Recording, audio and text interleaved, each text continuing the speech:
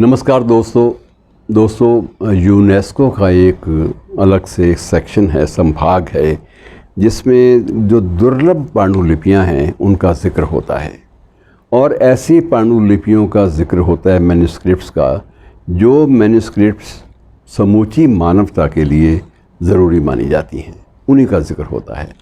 और हमें इस बात का गर्व होना चाहिए कि यूनेस्को की सूची में हमारी 3 पांडुलिपियाँ, भारतीय 3 पांडुलिपियाँ जो हैं, अभी हाल ही में उनको भी शामिल किया गया है।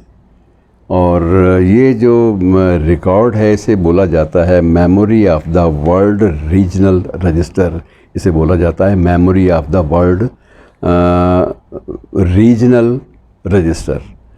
तो उसमें सभी क्षेत्रों से, सभी खित्तों से, सभी भौगोलिक इकाइयों से, भूगोल खंडों से कुछ एक कृतियाँ चुनी जाती हैं और उसके बाद उनका ये घोषित किया जाता है कि ये समूची मानवता के लिए ज़रूरी है। और ऐसे ग्रंथ जो 3 जो भारतीय चुने गए हैं, उनमें एक रामचरितमानस का भी है। रामचरितमानस का नाम ये इसलिए रिकॉर्ड है कि रामचरितमानस जिस काल में रचा गया था, उस काल में भी सामाजिक स्तर पर और आध्यात्मिक स्तर पर, सांप्रदायिक स्तर पर बहुत बड़े बड़े विरोधाभास थे, परस्पर विरोधी बातें भी थी। लेकिन रामचरितमानस के माध्यम से समूचे विश्व में या विश्व के अधिकांश देशों में एक समरसता का जो भाव है वो प्रसारित हुआ। और इसकी पांडुलिपि, क्योंकि आज भी उपलब्ध है, मूल पांडुलिपि और अवधी भाषा में है और मूल पांडुलिपि है, उसकी आज भी उपलब्ध है, इसलिए यूनेस्को ने उसको मान्यता दी है। और थोड़ा सा मैं आपको ये भी बता दूं कि इसका जो लेखन कार्य था रामचरितमानस का, ये शुरू तो हुआ था सरयू तीरे अर्थात अयोध्या से, लेकिन इसका समापन जो है वो जाकर हुआ बनारस में।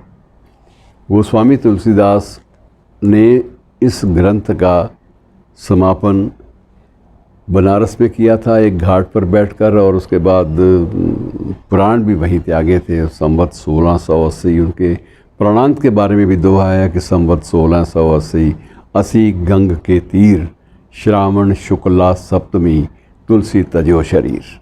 तो ये इस बात की पुष्टि होती है कि इसका जो अंतिम भाग था रामचरितमानस का, आधे से ज़्यादा ये वहाँ पर काम कर चुके थे सरयू के किनारे, और उसके बाद जिन्होंने अंतिम स्वरूप जो दिया वो बनारस के घाट पे दिया, असी घाट पे दिया। और उसके बाद वहाँ तुलसी चौरा, कबीर चौरा, ये बहुत सारे ऐसे स्मारक हैं जो ऐतिहासिक माने जाते हैं। और ये भी एक ऐतिहासिक प्रामाणिक रूप से एक तथ्य उभरा है कि रामचरितमानस समूची मानवता के लिए एक दुर्लभ ग्रंथ, भारतीय ग्रंथ के रूप में स्वीकार किया गया है।